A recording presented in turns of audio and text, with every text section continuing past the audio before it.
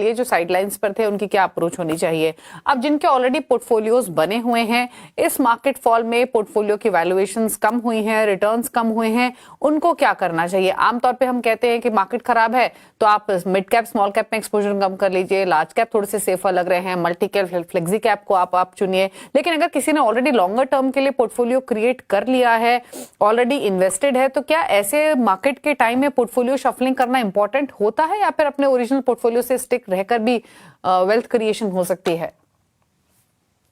जी देखिए, इसके दो एस्पेक्ट थे। जैसे मैंने शुरू में कहा कि पिछले 2 साल जो है काफी चैलेंजिंग थे उन निवेशकों के लिए जो इक्विटी में इन्वेस्ट कर रहे थे, क्योंकि जैसा काफी समय तक हमने देखा कि कुछ बहुत अच्छे रिटर्न नहीं थे और फिर प्राइस करेक्शन हमको देखने को मिला। तो मेरा ये मानना है कि अगर आप एग्जिस्टिंग निवेशक हैं, आपने अपनी एसआईपी से इन्वेस्ट किया है, तो आप अपनी अगर आप अकाउंट स्टेटमेंट को जाके देखें तो आप देखेंगे कि मार्केट करेक्शन के टाइम या पिछले 1.5 से 2 साल में जो आपने इन्वेस्टमेंट किया है, आपकी जो यूनिट्स है वो आपको ज्यादा मिली है एज कम्पेयर टू जो पहले आपको मिल रही थी। जब भी मार्केट में टर्न अराउंड होगा आपको उसका फायदा होगा। ये बात बिल्कुल सही है कि जब हम अपने पोर्टफोलियो वैल्यूएशन रिपोर्ट को देखते हैं और उसमें देखते हैं कि उसमें अच्छी खासी गिरावट अगर हमें देखने को मिली है, स्पेशली जो जो मार्च में जो मार्केट में हुआ उसके उसके द्वारा, वो कहीं भी किसी भी इन्वेस्टर के लिए थोड़ी एंग्जाइटी क्रिएट कर सकता है। लेकिन जो एक्सपीरियंस इन्वेस्टर है उन्होंने देखा है कि ओवर द ईयर्स अलग अलग कारणों से मार्केट में करेक्शन आया है और मार्केट हमेशा जो रिकवर होता है और फिर पिछले लेवल से ऊपर जाता है, और वही इस बार भी होगा। सिर्फ इंपॉर्टेंट चीज ये है कि आप अपने इन्वेस्टर्स जो इन्वेस्टमेंट है आपकी उसको कंटिन्यू करते रहिए। जहां तक देखिए पोर्टफोलियो में बदलाव करने का सवाल है, पहले हमने एक समय देखा था कि काफी सारी एलोकेशन जो है वो स्मॉल कैप और मिड कैप में हो गई थी। फिर बात हो रही थी कि उसको थोड़ा कम करने की जरूरत है। लेकिन जैसा मैंने कहा कि अगर आप वैल्यूएशन की बात करें तो मुझे लगता है कि स्मॉल एंड मिड कैप में डेफिनेटली अच्छे मौके हैं। इसका मतलब ये नहीं है कि आप बहुत अग्रेसिवली अपनी एलोकेशन जो इन सेगमेंट को बढ़ा दें, लेकिन अगर आपने बिल्कुल इनमें इन्वेस्ट नहीं किया, बहुत कम इन्वेस्ट किया है, तो डेफिनेटली उनमें आप इन्वेस्ट कर सकते हो, चाहे वो एक स्मॉल कैप या मिड कैप फंड से करें या फिर आप मल्टी कैप जैसे फंड को देखें जहां पे मिनिमम 25% एलोकेशन ये दोनों सेगमेंट प्लस लार्ज कैप में होना ही है। तो अलग अलग तरीके हो सकते हैं, बट डेफिनेटली। और अगर आपके पास ऐसे फंड्स हैं जिन्होंने काफी समय से अच्छा परफॉर्म नहीं किया, या आपको लगता है जो आपके पोर्टफोलियो को अननेसेसरी बहुत ज्यादा एग्रेसिव बना रहे हैं, उसको डेफिनेटली रीअलाइन करने की जरूरत है। और ये समय अच्छा हो सकता है क्योंकि एक बार ये सिचुएशन सुधरी तो आप उम्मीद कर सकते हैं कि आगे जाके बाजार अच्छा काम करेगा। तो मुझे लगता है ये एक अच्छा समय है पोर्टफोलियो को रीअलाइन करने का। और अगर आपने अपनी इन्वेस्टमेंट को कंटिन्यू किया है तो डेफिनेटली उसको करिए, कोई भी पॉज या कोई भी इंटरप्शन की जरूरत नहीं है। ओके अच्छा, फिर एक चीज और बताइए हेमंत जी, अगर कोई नया पोर्टफोलियो क्रिएट करना चाहता है इस समय, तो कैसा पोर्टफोलियो वो क्रिएट करे, फ्रेश एलोकेशन कहाँ करे, 4-5 फंड्स कंसीडरिंग मार्केट जिस तरीके के हैं, शुरुआत कैसे कर सकते हैं?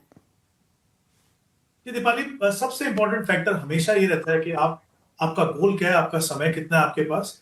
और जैसा मैंने पहले भी कहा कि हमेशा ये मानना है कि आप जो भी पोर्टफोलियो क्रिएट करें वो अपनी सिचुएशन के हिसाब से करें, अपने रिस्क प्रोफाइल के हिसाब से करें, ना कि मार्केट को मूड देखते हुए, क्योंकि मार्केट मूड जो है समय समय पे बदलता जाएगा। तो एक तो हमें ये समझने की जरूरत है कि अगर आप म्यूचुअल फंड में इन्वेस्ट कर रहे हैं तो म्यूचुअल फंड खुद से एक डाइवर्सिफाइड इन्वेस्टमेंट व्हीकल है, क्योंकि आप छोटी रकम भी आप लगाते हैं तो आपका पैसा बहुत सारे सेक्टर, बहुत सारे स्टॉक्स में जाता है। With in mutual fund also अगर आप स्पेशली इक्विटी की अगर आप बात करें तो वहां पे डाइवर्सिफाइड कैटेगरीज हैं। जैसे मल्टी कैप मैंने कहा, तीनों के तीनों सेगमेंट में आपको एक्सपोजर मिलता है। फिर large and mid cap, flexi cap, इस तरह की जो कैटेगरीज है उनमें इन्वेस्ट कीजिए। अवॉइड कीजिए सेक्टर थीमेटिक फंड्स को, क्योंकि जब आप नए निवेशक है आपको पहले तो इक्विटी के रिस्क को समझना है, उसके बाद आप थोड़ी अग्रेसिव पोर्टफोलियो की आप बात करेंगे। तो इस समय तो डाइवर्सिफाइड, लेकिन उतना लंबा समय आपके पास अगर नहीं है जो एक इक्विटी इन्वेस्टमेंट के लिए चाहिए, मान लीजिए 3 या 5 साल है आपके पास, तो उसमें भी कुछ कैटेगरीज ऐसी हैं जैसे बैलेंस एडवांटेज फंड हो गए या एग्रेसिव इक्विटी हाइब्रिड फंड्स हो गए, उनमें आप अपना निवेश करें। तो बहुत ही इंपॉर्टेंट है एसेट एलोकेशन। उसके बाद कौन सी कैटेगरी, विद इन कैटेगरी आप उन फंड्स को देखें जिन्होंने कंसिस्टेंटली पीयर ग्रुप यानी उसी उसी कैटेगरी के जो दूसरे फंड्स हैं उनके मुकाबले में एक एवरेज रिटर्न से बेटर रिटर्न दिया। तो कंसिस्टेंटली जो परफॉर्म कर रहे हैं उन फंड्स को देखिए, बट कैटेगरीज का सिलेक्शन मुझे लगता है बहुत ही इंपॉर्टेंट है।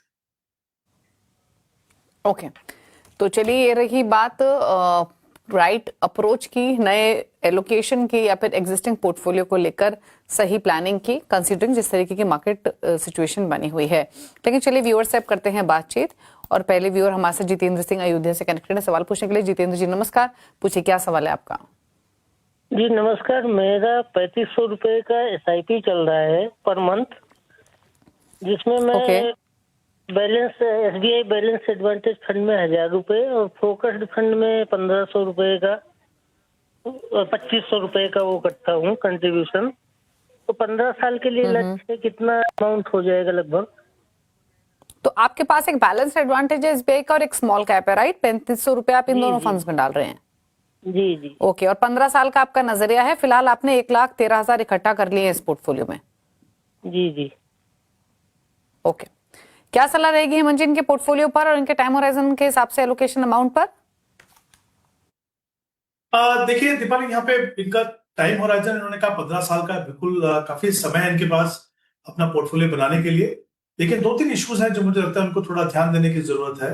अगर आप देखें कि उनकी SIP अमाउंट है 3,500, 2 फंड में वो इन्वेस्ट कर रहे हैं। एक तो पहली बात यह है कि दोनों के दोनों फंड जो है वो एक ही फंड हाउस के हैं।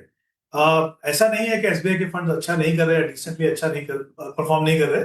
लेकिन क्या होता है, इतने सारे जब म्यूचुअल फंड की एक्सपर्टीज आपके पास अवेलेबल है तो पूरा का पूरा पैसा, चाहे छोटी से छोटी रकम हो, तो भी मुझे लगता है एक से ज्यादा फंड हाउसेज में आप इन्वेस्ट कीजिए। दूसरी बात, जैसे हमने पहले बात की कि अपने टाइम होराइजन के हिसाब से सही कैटेगरी को चुनिए।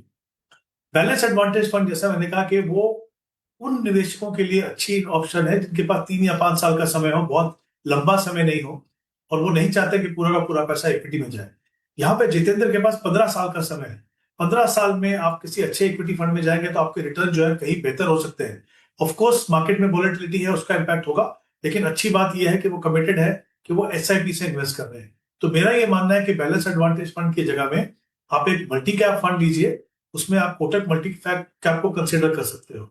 और जो 1,000 जो इन्वेस्ट कर रहे हैं वो स्मॉल कैप के अंदर, वहां पे भी आप अपनी थोड़ी सी या तो उसको कंटिन्यू करें, अगर आप चेंज करना चाहें तो किसी भी large and mid cap fund में आप जा सकते हैं, या एक फ्लेक्सी कैप जैसे और एक फ्लेक्सी कैप में आप जा सकते हैं। तो मुझे लगता है पोर्टफोलियो, जैसे मैंने पहले भी कहा था, इक्विटी एग्रेसिव एसेट क्लास है, उसमें अपना पोर्टफोलियो बहुत ज्यादा आपको वोलेटाइल बनाने की जरूरत नहीं है। और साथ ही ऐसे फंड में भी मत रहिए जो आपको इक्विटी का सही पोटेंशियल ना दे सके। अब इन्होंने पूछा कि कितना पैसा ये बना सकते हैं। अगर हम इस तरीके से पोर्टफोलियो बनाए कि ऑल इक्विटी पोर्टफोलियो 12% का अगर हम रिटर्न मान के चले, तो मेरा ये मानना है कि करीब मैंने इनकी जो 1,13,000 की जो वैल्यू वो भी कंसिडर किया है, और 3,500 की जो इनकी SIP अमाउंट है उसको भी कंसिडर किया है। तो करीब करीब 24 लाख का पोर्टफोलियो ये बना पाएंगे। लंबा समय है। मैं इनको सब एक और चीज एडवाइस करना चाहूंगा, कोशिश करें कि हर साल थोड़ी थोड़ी रकम अपनी SIP की, जिसको हम स्टेप अप कहते हैं, वो करें, ताकि आपको और बड़ा कॉर्पस जो है बन सके। ओके, तो ये रही सलाह आपके पोर्टफोलियो को लेकर। डेफिनेटली थोड़े से बदलाव आपको बताए गए हैं, और जैसे आमतौर पे इस शो में हम हमेशा अपने व्यूअर्स को बताते हैं कि डाइवर्सिफिकेशन फंड हाउसेस में भी होना चाहिए, ना ही सिर्फ कैटेगरीज में। आपके पास दोनों ही फंड्स एक फंड हाउस से हैं, इसीलिए आपको बदलाव के सजेशन दिए गए हैं, और कैटेगरीज ही वो सजेस्ट की गई हैं जो कि ज्यादा बेटर रिटर्न पोटेंशियल रखते हैं, जिसमें कोटक मल्टी कैप, पारंपरिक फ्लेक्सी कैप, इन्हें आप पिक कर सकते हैं। और 24 लाख के आसपास की राशि आप मान के चले इकट्ठा कर पाएंगे 15 सालों में इन्हीं 2 राशि के साथ अगर आप निवेश करते हैं तो।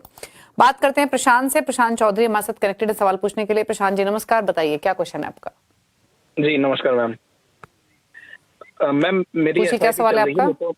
निपॉन इंडिया स्मॉल कैप में 5,000 की, Kotak Nifty alpha 50 index fund में 5,000 की, HDFC मिड कैप फंड में 5,000 की, ICICI प्रू वैल्यू फंड में 5,000 की, SBI बैलेंस एडवांटेज फंड में 2,100 की, और SBI का मैग्नम चिल्ड्रन फंड में है सर मैम 4,500 की। टोटल SIP मेरी 26,600 की है, और मेरा टाइम होराइजन है 20 से 22 साल।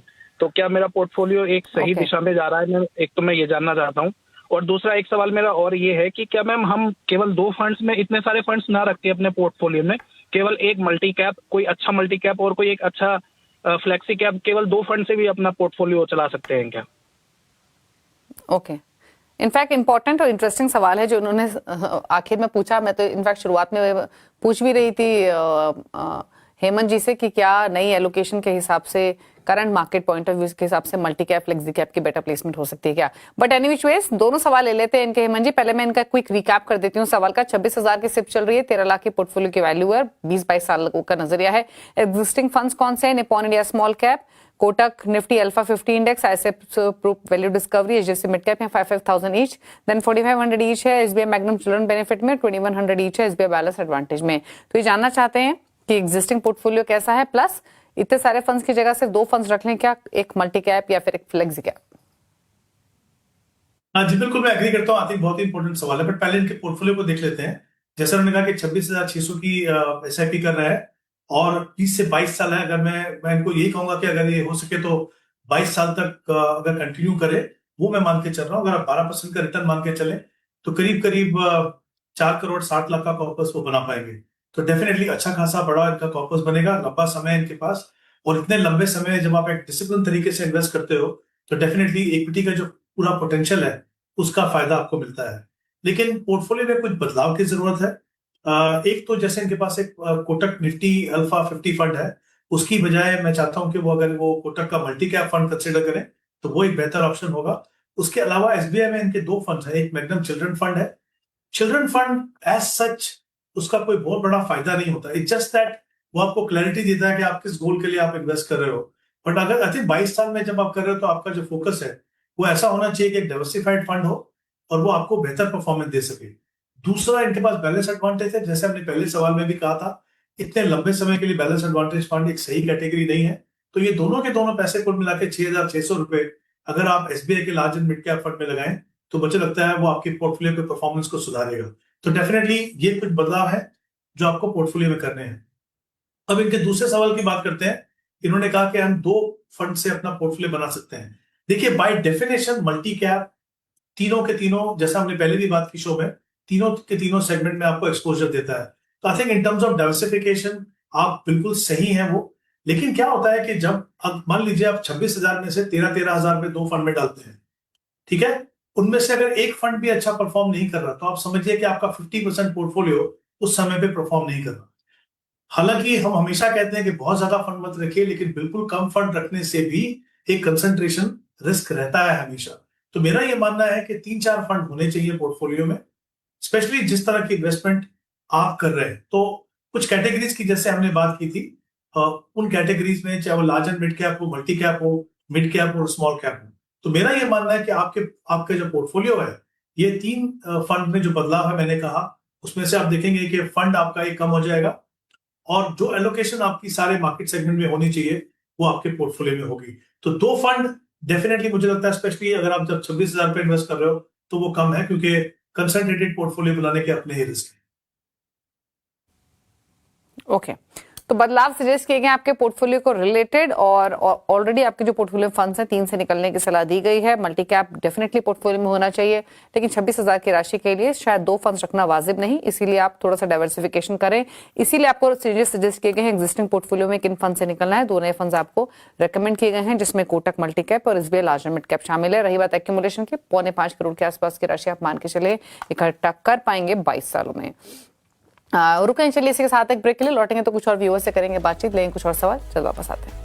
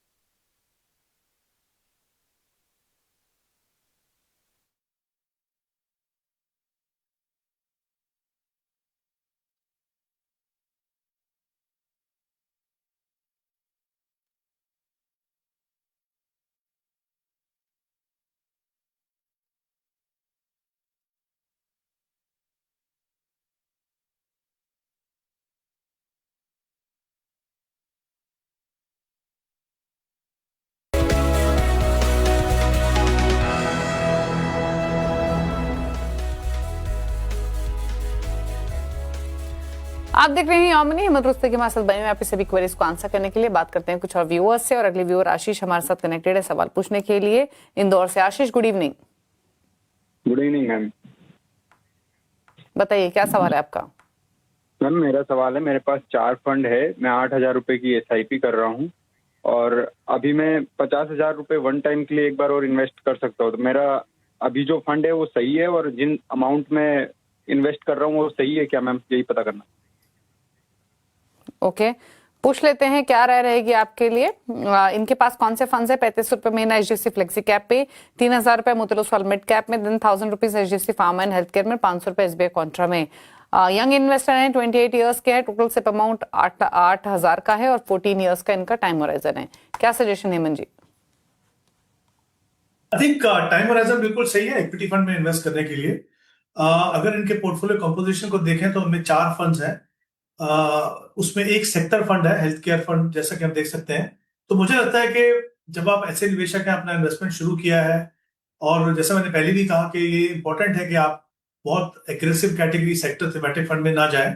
कुछ समय ऐसा होता है कि कोई सेक्टर जो है आपको अच्छा रिटर्न दे सकते हैं डाइवर्सिफाइड फंड से, बट आई थिंक उनमें एंट्री और एग्जिट का टाइमिंग बहुत इंपॉर्टेंट है, जो एक किसी भी निवेशक के लिए बहुत मुश्किल होता है उसको फॉलो कर पाना। तो मेरा ये मानना है कि आप जो आपकी जो SIP है हेल्थ केयर फंड में, उसको आप रिकंसिडर करें और वो पैसा जो है आप SBI कॉन्ट्रा में लगाएं। तो आई थिंक 3 फंड होंगे आपके पोर्टफोलियो में। SBI कॉन्ट्रा का फंड होगा और HDFC फ्लेक्सी कैप और मिड कैप और मोतीलाल ओसवाल का मिड कैप। ये 3 फंड है और मुझे लगता है कि अगर आप अपनी इस इन्वेस्टमेंट को कंटिन्यू करते हैं 12% के हिसाब से, 14 साल में करीब करीब 40 लाख का कॉर्पस बना पाएंगे। बट ऑफकोर्स लंबा समय है। जैसा मैंने पहले भी कहा, कोशिश कीजिए कि अगर आप हर साल अपनी SIP को बढ़ा सकें। अगर आपके पास कुछ लमसम पैसा इन्वेस्ट करने के लिए है, जो प्रोपोर्शनेटली जो आप पैसा इन्वेस्ट कर रहे हो SIP में, और ये जो पैसा अगर लमसम आपके पास है उसके मुकाबले में बहुत बड़ी रकम नहीं है, तो आप इन्हीं तीनों फंड में आप उसको इन्वेस्ट कर सकते हैं। ओके, तो ये रही राय आपके लिए। 40-42 लाख रुपए पहली बात तो आप इकट्ठा कर लेंगे 14 सालों में, और यूजुअली हम बाकी डिस्कशन में भी हमारे एक्सपर्ट्स मेंशन करते हैं कि थीमेटिक सेक्टोरल फंड्स को अवॉइड करना चाहिए। अकॉर्डिंगली आपको स्ट्रैटेजी रिकमेंड की गई है। आप अपने SIP भी इंक्रीज कर सकते हैं जैसे फ्लेक्सी कैप जैसे फंड्स में। तो इन चीजों को आपको फॉलो करना है जो आपको सजेस्ट की गई हैं और इन्वेस्टेड रहिए। सवाल लेते हैं अब एक ईमेल के थ्रू। जसपाल शर्मा ने मोगा पंजाब से सवाल भेजा है। 40 साल इनकी उम्र है, 20,000 की मंथली SIP चल रही है, 10 लाख इनके ऑलरेडी इकट्ठा हो चुके हैं, 3 करोड़ का लक्ष्य लेके चल रहे हैं 15 सालों में। कहाँ पे इन्वेस्टमेंट्स हैं इनकी। बंधन स्मॉल कैप में 2,000 रुपए महीना, 2,000 रुपए महीना मोतीलाल ओसवाल मिड कैप, 2,000 पराग पारिक फ्लेक्सी कैप, दिन 4,000 डाल रहे हैं LIC के gold ETF fund of fund में, 4,000 HDFC फ्लेक्सी कैप में, 3,000 निप्पॉन इंडिया लार्ज कैप में और 3,000 SBI गोल्ड फंड में। अब इनका सवाल क्लियर है कि इनका पोर्टफोलियो कैसा है, प्लस 3 करोड़ का लक्ष्य क्या 15 सालों में हासिल होगा या फिर नहीं, कंसिडरिंग 10 लाख के एक्यूमुलेशन कर चुके हैं, बदलाव करने की कुछ जरूरत है या फिर इसी फंड्स के साथ आगे जाएं। क्या suggestion. Ji Deepali, I think 2-3 important aspect यहाँ पे भी। सबसे पहले अगर हम इनके लक्ष्य की बात करें तो जैसा उन्होंने कहा 3 करोड़ का लक्ष्य है इनका, 15 साल का इनके पास समय है, इनकी SIP जो है 20,000 की है। अगर हम वो कंसिडर करें और साथ ही इनका जो एक्यूमुलेटेड कॉर्पस है 10 लाख का, वो कंसिडर करें और 12% से इनको ग्रोथ होती है, तो करीब करीब 1 करोड़ 60 लाख का कॉर्पस बनेगा। इनका जो टारगेट है वो 3 करोड़ है, और शायद उन्होंने ये भी कहा है कि इनके पास फ्लेक्सिबिलिटी है कि वो और लंबे समय तक इसको इन्वेस्ट कर सकते हैं। तो अगर मेरा ये मानना है कि अगर वो 15 साल की बजाय 20 साल तक अपना ये प्रोसेस को कंटिन्यू करते हैं, तो ये जो उनका टारगेट है 3 करोड़ का, वो डेफिनेटली पूरा होगा। तो ये एक इंपॉर्टेंट चीज है कि अगर हो सके तो अपने टाइम होराइजन को बढ़ा दीजिए ताकि आपका लक्ष्य जो पूरा हो जाए।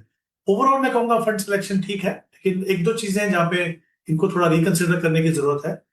एक तो मैं देख सकता हूं कि इनका जो गोल्ड में इन्वेस्टमेंट है वो 7,000 रुपए है, जो काफी ज्यादा है इनके पोर्टफोलियो, जो इनकी जो अभी SIP का अमाउंट है। तो मुझे लगता है कि उसमें एक फंड गोल्ड फंड को आप डिसकंटिन्यू कीजिए। 3,000 रुपए आप कंटिन्यू कर सकते हैं गोल्ड में, जो भी आपके करीब 15% होगा आपकी जो इन्वेस्टमेंट का। बट वो 4,000 जो आप LIC गोल्ड ETF में पैसा लगा रहे हो, वो 2 एग्जिस्टिंग फंड है आपके पास, बंधन स्मॉल कैप और मोतीलाल ओसवाल मिड कैप। उन दोनों में आप 2,000 से उस SIP को बढ़ा दीजिए। तो 4,000 आप गोल्ड से कम करेंगे और 2 इक्विटी फंड में आप इनको, निप्पॉन जो फंड है लार्ज कैप का, वो भी पैसा जो अगर आप चाहें तो पारंपरिक फ्लेक्सी कैप में लगा सकते हैं। सिर्फ हम कोशिश कर रहे हैं कि पोर्टफोलियो को कंसोलिडेट करने के लिए खुद से अगर निप्पॉन लार्ज कैप की बात करें तो I think large cap category का बहुत ही बेहतरीन फंड है। पारंपरिक फ्लेक्सी कैप में जब आप जाएंगे तो वहां पे भी जो पोर्टफोलियो है वो लार्ज कैप डोमिनेटेड है। साथ ही आपको मौका मिलता है कि आपका थोड़ा पैसा जो है वो यूएस मार्केट्स में भी जाए। तो ये कुछ बदलाव है मुझे लगता है जो आपको मदद करेंगे कि आपका पोर्टफोलियो कंसिस्टेंटली अच्छा करे और शायद आपकी जो परफॉर्मेंस है वो भी आपसे बेहतर हो सके। तो 5 साल से समय बढ़ाइए, डेफिनेटली मुझे लगता है पूरी चांसेस है कि आप अपने टारगेट तक पहुंच पाएंगे। और अगर 15-16 सालों का ही ये होराइजन लेकर चले हेमंत जी, तो कितना एलोकेशन इनको इंक्रीज करना पड़ेगा अपने 3 करोड़ के टारगेट को हासिल करने के लिए, इन केस इनका कोई सर्टेन गोल हो इन 15 ईयर्स? देखिए, जैसे मैंने कहा कि 3 करोड़ के सामने करीब 1 करोड़ 60 लाख का कॉर्पस बनेगा, तो आप जैसे का देख सकते हैं कि ऑलमोस्ट इनको डबल करना पड़ेगा वहां तक पहुंचने के लिए। अच्छी बात यह है कि जब आप इतने लंबे समय के इन्वेस्ट करते हैं, 15 साल के बाद हर 5 साल में आप देखेंगे कि आपका कॉर्पस जो है वो डबल होता जाएगा। तो या तो आप समय बढ़ाइए या फिर अपनी इन्वेस्टमेंट को बढ़ाना पड़ेगा। ओके, तो या तो आप अपना टाइम होराइजन बढ़ाइए, 15 इयर्स की जगह 20 इयर्स आप अपना कीजिए, तब आप अपने 3 करोड़ को लक्ष्य को हासिल करेंगे। नहीं तो आपका एलोकेशन इंक्रीज करना पड़ेगा। 20 इयर्स में इजिली इस पोर्टफोलियो से 3 करोड़ का लक्ष्य हासिल कर लेंगे। अदरवाइज 15 सालों में 1 करोड़ 60 लाख के आसपास का कैलकुलेशन बन रहा है। सजेस्ट किए गए हैं आपको बदलाव, उनको नोट कीजिए। गोल्ड एक्सपोजर थोड़ा कम कीजिए, डाइवर्सिफिकेशन पर कीजिए focus. Nippon India large cap LIC gold ETF से निकलने की सलाह है। वहीं SIP आपको इंक्रीज करनी है 3 फंड्स में। कितनी इंक्रीज करनी है आपकी स्क्रीन पर है। बंधन small cap 4000, Motilal mid cap 4000, 5000 डालिए पराग पारी फ्लेक्सी कैप में। तो ये स्ट्रैटेजी सजेशन रहेगा आपके लिए आपके इस एग्जिस्टिंग पोर्टफोलियो पर। चलिए अब पूछ लेते हैं हेमंत जी के टॉप 4 फंड्स। हेमंत जी बताइए आपके टॉप 4 फंड्स कौन से हैं और ये क्या कंप्लीट पोर्टफोलियो सजेशन है या फिर कोई भी फंड पिक करके ऐड किया जा सकता है? आई थिंक मैं उन फंड्स की बात कर रहा हूं जो एक तो कंसिस्टेंटली अच्छा परफॉर्म कर रहे हैं, चाहे आप एग्जिस्टिंग निवेशक हो चाहे आप नए निवेशक हो। इनको अपने पोर्टफोलियो में शामिल कीजिए या फिर इनसे अपनी शुरुआत कीजिए। तो मल्टी कैप कैटेगरी में निप्पॉन इंडिया मल्टी कैप को देख सकते हैं, लार्ज एंड मिड कैप में Invesco large and mid cap, और मिड कैप में कोटक मिड कैप को देख सकते हैं, और स्मॉल कैप में बंधन स्मॉल कैप। ऑब्वियसली डिपेंड करता है कि आपका रिस्क प्रोफाइल, टाइम होराइजन कितना है, उसके हिसाब से इन फंड्स की एलोकेशन कीजिए। ओके, तो निप्पॉन इंडिया मल्टी कैप, बंधन small cap, Invesco large mid cap, Kotak mid cap, ये 4 फंड सजेस्ट किए गए हैं। इनमें आप पोर्टफोलियो क्रिएशन कर सकते हैं लॉन्गर टर्म के पॉइंट ऑफ व्यू से। वेल, थैंक यू हेमंत जी आने के लिए शो में और सभी क्वेरीज को आंसर करने के लिए। इसी के साथ इस शो में तो इतना ही। ब्रेकफास्ट पर भी खबरें जारी हैं। नमस्कार।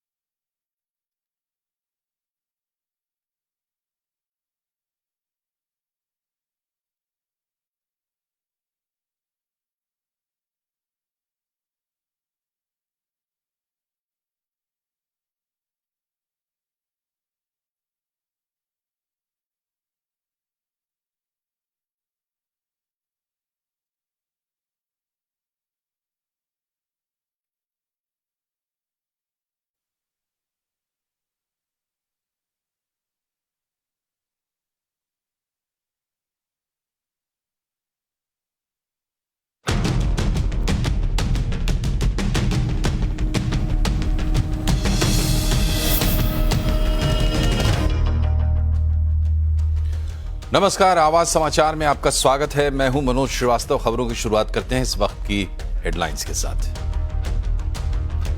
उम्मीद के मुताबिक रहे टीसीएस के Q4 नतीजे। कांस्टेंट करेंसी में आय 1.2% बढ़ी, मार्जिन में 10 बेसिस पॉइंट का इजाफा।